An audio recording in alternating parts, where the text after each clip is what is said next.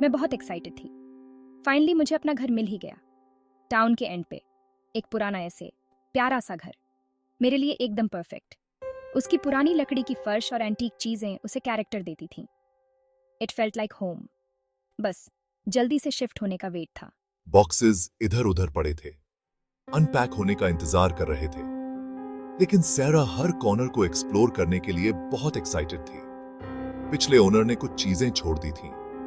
ज्यादातर तो आम ही थीं, एक्सेप्ट फॉर अ मिरर। वो बहुत बड़ा और डेकोरेटेड था, हॉलवे में लगा हुआ। सैरा को वो थोड़ा अजीब लगा, बट उसने डिसाइड किया अभी इग्नोर करने का। उस मिरर को मिस करना इम्पॉसिबल था। उसका डेकोरेटेड फ्रेम हॉलवे की धीमी लाइट में चमक रहा था। वो गहरे रंग की लकड़ी का बना था, जो बहुत ज्यादा पॉलिश्ड था।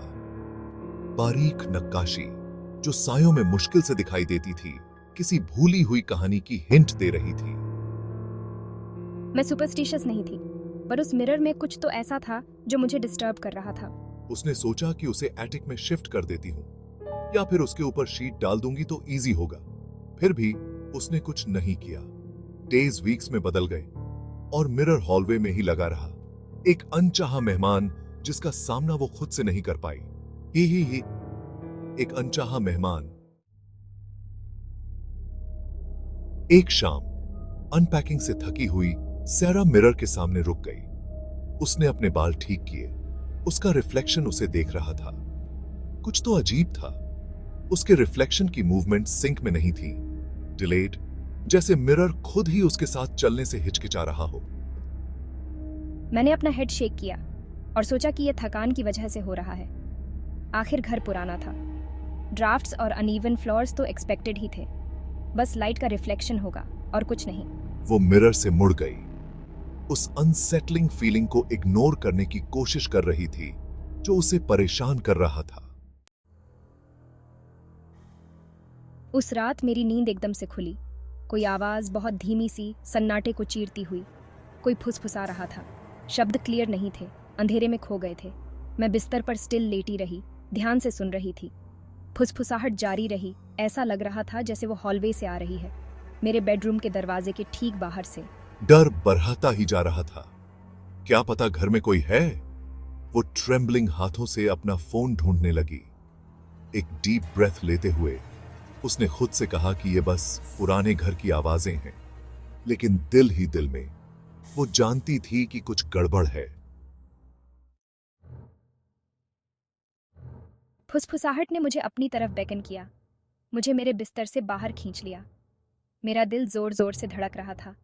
मैं हॉलवे की तरफ बढ़ी। हर स्टेप सन्नाटे में गूंज रहा था। जैसे जैसे मैं मिरर के पास पहुंची, फुसफुसाहट तेज होती गई, ज्यादा इंसिस्टेंट। वो मुझे बुला रही थी। मेरा रिफ्लेक्शन जो मूनलाइट में चमक रहा था, अब कंफर्ट नहीं दे रहा था। उसका मिरर्ड इमेज बिखरा हुआ था। उसके चेहरे पे फियर साफ दिखाई दे रहा था। कोई अजनबी मुझे देख रहा था। कौन है वहां? उसकी आवाज, एक डरी हुई विस्पर, ने सन्नाटे को तोड़ दिया। फुसफुसाहट बंद हो गई। एक ऐसा सन्नाटा छा गया जो और भी ज्यादा ऑप्रेसिव था। सैरा मिरर के और करीब चली गई। उसकी गहराई में ड्रॉन, उसका रिफ्लेक्शन उसकी मूवमेंट्स की नकल कर रहा था, लेकिन एक अनसेटलिंग डिले के साथ। फिर उसने देखा, एक शैडोई फिगर उसके रिफ्लेक्शन में दिखाई दिया, जो ऑर्नेट फ्रेम से पार्शली ढका हुआ था। ये वो नहीं थी। उसके अंदर पैनिक फैल गया। मैं घूम गई, लेकिन वहां कुछ नहीं था। खाली हॉलवे, सन्नाटा। फिर भी जब मैंने वापस मिरर में देखा तो मेरा रिफ्लेक्शन डर से भरा हुआ था। मैं उस रात सो नहीं पाई। मेरी नजरें मिरर पर टिकी हुई थी। सुबह होने पर भी कंफर्ट नहीं मिला। बस यही सर्टेनिटी बढ़ती गई कि मैं अकेली नहीं हूँ। फुसफुसाहट फिर से शुरू हो गई, अब और तेज, ज्यादा अर्जेंट। वो मेरा नाम ले रहे थे, मुझसे प्लीड कर रहे थे, कुछ ऐसा जो मैं समझ नहीं पा रही थी। जैसे जैसे सूरज ऊपर चढ़ता गया, फुसफुसाहट फेड होती गई। मिरर ने मंडेन हॉलवे को रिफ्लेक्ट किया, लेकिन डर बना रहा। एक हफ्ते बाद सैरा वहां से शिफ्ट हो गई। उस एक्सपीरियंस ने उसे शेकन और कंफ्यूज्ड कर दिया था। वो एक्सप्लेन नहीं कर पाई कि क्या हुआ था। मिरर वहीं रहा, हॉलवे में एक साइलेंट सेंटिनल, उसकी डार्क हिस्ट्री छिपी हुई थी, अगले ऑक्यूपेंट का इंतजार कर रही थी जो ग्लास के पीछे की वॉइस का सामना करेगा।